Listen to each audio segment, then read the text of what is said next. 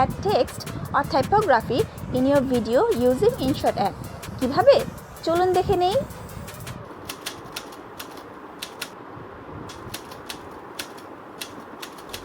Hello viewers, আসসালামু আলাইকুম। চলুন আজকে আমরা শিখে নেই কিভাবে খুব সহজেই টেক্সট অ্যাড করে নিতে পারি আমাদের যে কোনো ভিডিওতে। তো এর জন্যই আমাদের প্রথমে যেটি করতে হবে তা হচ্ছে ইনশটে এই যে টেক্সট লেখা আইকনটি আছে এখানে প্রেস করে নিতে হবে। এখানে প্রেস করেই দেখতে পাচ্ছেন টেক্সট নামে এই আইকনটিতে আবার আমরা প্রেস করে নেই। এখন দেখুন এখানে কিবোর্ডের সাইন দেওয়া আছে এবং আমাদের কিবোর্ডটি চলে এসেছে। তো আমরা যাই লিখতে চাই সেটা এখানে লিখে নিতে পারি। যেমন আমরা এখানে পিৎজা মেক করছি, so let's write make pizza.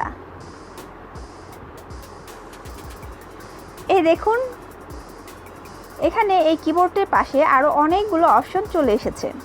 এই অপশনগুলো সবগুলোই হচ্ছে এই লেখাটি আমরা কিভাবে দেখতে চাই তা মডিফাই করার জন্য। তো চলুন আমরা প্রথমেই দেখে নিই এই এ লেখা অপশনটিতে কি আছে। এই যে দেখুন এখানে কি চলে এসেছে, বিভিন্ন ধরনের ফন্টস। তা আমাদের যেটা খুশি আমরা সেটাই কিন্তু সিলেক্ট করে নিতে পারি। দেখতেই পাচ্ছেন এখানে অনেক ধরনের সুন্দর সুন্দর ফন্টস দেওয়া আছে। তো আমরা পছন্দ মতো আমাদের ফন্ট চুজ করব। এছাড়াও আমাদের এতগুলো ফন্টের মধ্যে যদি কোনোটাই পছন্দ না হয় তখন আমরা এখানে যে তীর চিহ্ন দেওয়া আছে এই অপশনটিতে গিয়ে আমাদের মোবাইলে যদি কোনো রকমের ফন্ট ডাউনলোড করা থাকে সেটা আমরা অ্যাড করে নিতে পারি এই সিলেক্ট অপশনটি প্রেস করে।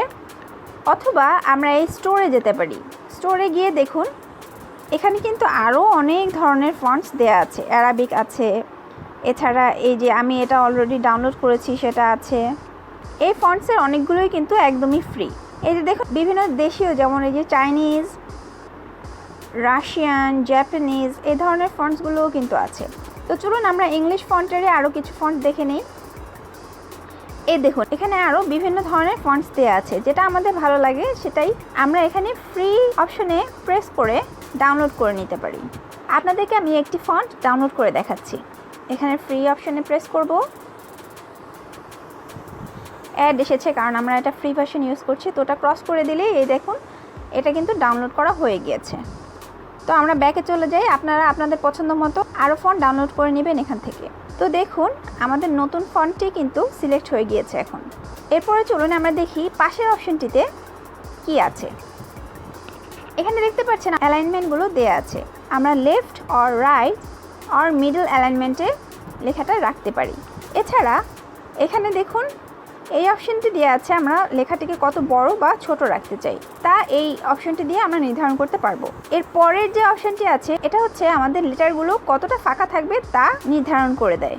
দেখতেই পাচ্ছেন আমরা অনেক ফান ওয়েতে আমাদের লেটারগুলো এডিট করতে পারি। লাস্টে যে অপশনটি আছে এটা আমরা দেখতে পাবো যখন আমাদের নিচে কিছু লেখা থাকবে। যেমন আমি এটা এডিট করে দেখিয়ে দিচ্ছি। এই কিবোর্ড অপশনে আবার গেলাম, আমাদের এই পিৎজা অংশটা নিচে নামিয়ে দিচ্ছি। তার জন্য আমরা দুটো ওয়ার্ডের মাঝামাঝি কার্সারটি রেখে এন্টার চাপ দিলেই ওয়ার্ডগুলো কিন্তু উপর নিচে হয়ে যাচ্ছে। এখন চলুন দেখি আমরা ওই অপশনটি কিভাবে ইউজ করা যায়। এই যে দেখুন এটা যদি আমরা বাড়িয়ে দেই তাহলে দুটো ওয়ার্ডের মাঝখানের দূরত্ব উপর নিচে কিন্তু অনেক বেড়ে যাবে আর অনেক কমেও যাবে কমিয়ে দিলে। এটা আপনাদের ইচ্ছে মতো আপনারা করে নিতে পারেন। এরপরে চলুন আমরা এই যে কালারফুল যে সার্কেলটি আছে এটা দিয়ে কি এডিট করা যায় সেটা আমরা দেখি। ফার্স্টে আছে টেক্সটের বিভিন্ন ধরনের কালার আমরা এই অপশনটি দ্বারা নির্ধারণ করে নিতে পারি। দেখতে পাচ্ছেন অনেক ধরনের কালার আছে।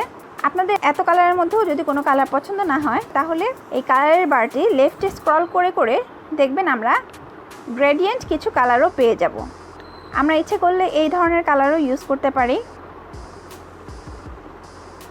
এছাড়া একদম রাইটে দেখুন এখানে আরও কালার অপশানস আছে, আমরা ইচ্ছে মতো এই কালারগুলো ইউজ করে নিতে পারি। যদি আমরা এখান থেকে কোনো কালার সিলেক্ট করি তাহলে রাইট অপশানটিতে প্রেস করে নেব।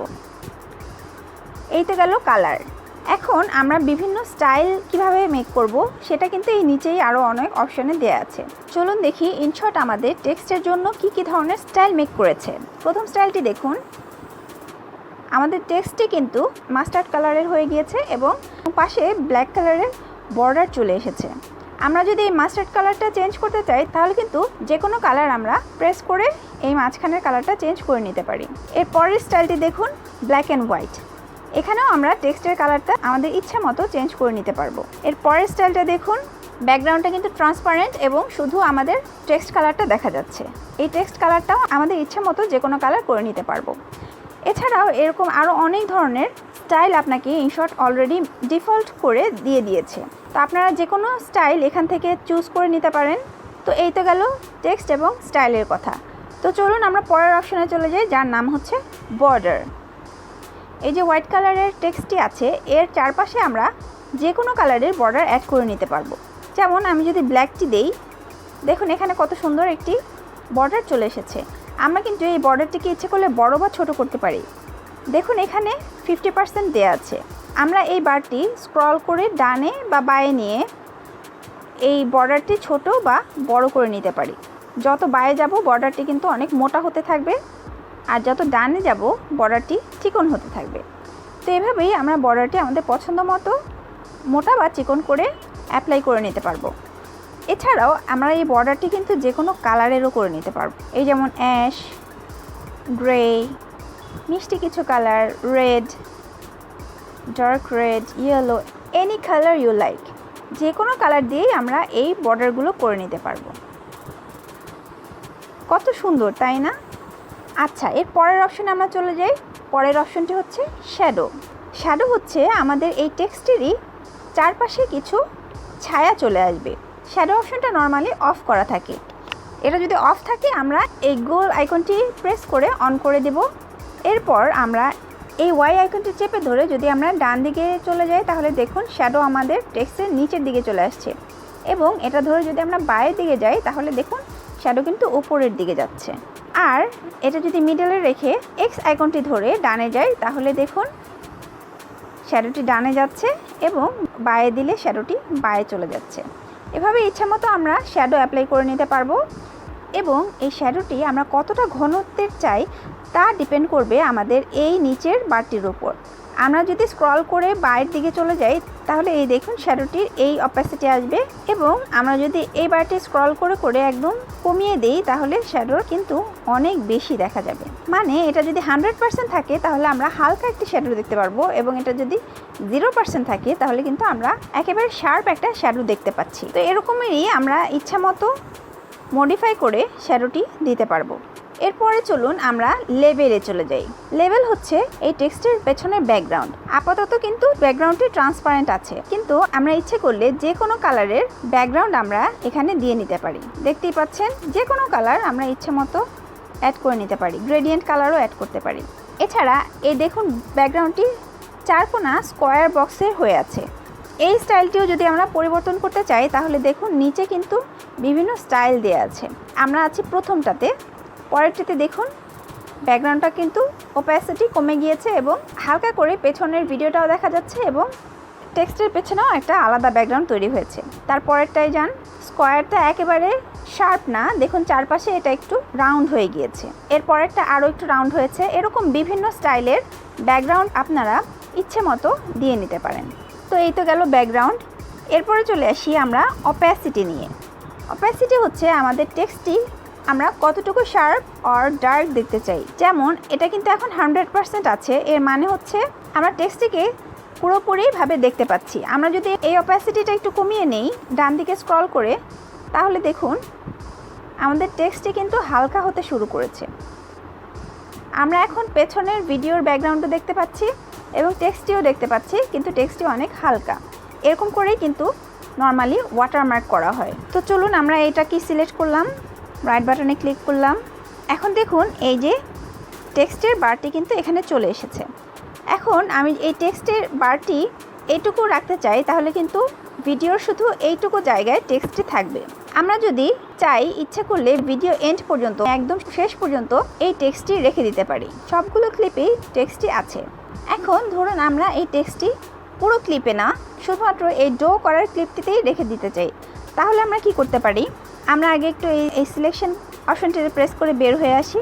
এই দেখুন ড্র করার ক্লিপটি কিন্তু এই পর্যন্ত শেষ হয়ে গিয়েছে, এরপরে নতুন আরেকটি ক্লিপ শুরু হয়েছে। তো শুধু আমরা ডো করার ক্লিপ পর্যন্ত যদি এই টেক্সটটি রেখে দিতে চাই, তাহলে আমরা আবার টেক্সটে যাব। এই টেক্সটটি সিলেক্ট করে আবারও এই তীর চিহ্নতে যাব। এখানে দেখুন ক্লিপ এন্ড নামে আরেকটি অপশন আছে। আমরা যদি এই শুধু ক্লিপ এন্ডে দিয়ে দিই এবং রাইট অপশানে ক্লিক করে দিই, তাহলে এই টেক্সটটি কিন্তু আমাদের এই ক্লিপ পর্যন্তই থাকবে। পরের ক্লিপে যখনই চলে যাব টেক্সটটিও চলে যাবে, দেখতেই পাচ্ছেন। এছাড়াও ধরুন আমাদের এই টেক্সটের এই স্টাইলটি পছন্দ হচ্ছে না, কিন্তু আমরা অলরেডি লিখে ফেলেছি। তো এটা আমরা কিভাবে এডিট করতে পারি? টেক্সটের বারটি আমরা সিলেক্ট করব। এই দেখুন এখানে আমাদের 3টি অপশান এসেছে। একটি হচ্ছে ক্রস চিহ্ন, যেটা আমরা যদি চাপ দিই লেখাটি পুরোপুরি চলে যাবে। আরেকটি আছে এই তীর চিহ্ন, যেটা আমরা টেনে ধরে ছোট বড় করতে পারি টেক্সটটি। আরেকটি আছে এই যে কলমের মতো চিহ্নটি, এটি হচ্ছে এডিট। এখানে গিয়ে আমরা এডিট করতে পারি।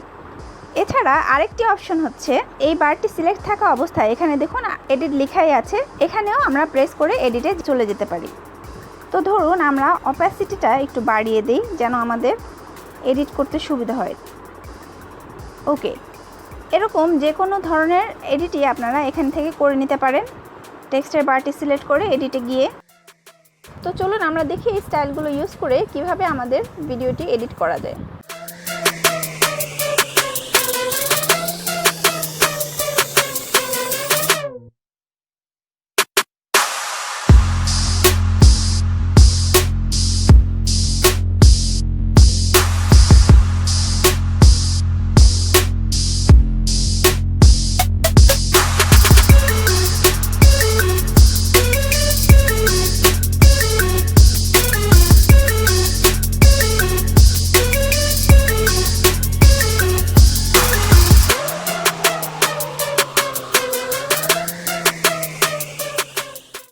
তো এই তো বন্ধুরা, আজকে এই পর্যন্তই। যদি আপনাদের এরপরেও কোনো কোশ্চেন থাকে কমেন্ট বক্সে অবশ্যই জিজ্ঞেস করতে পারেন, আমি ইনশাল্লাহ অ্যান্সার করার ট্রাই করব।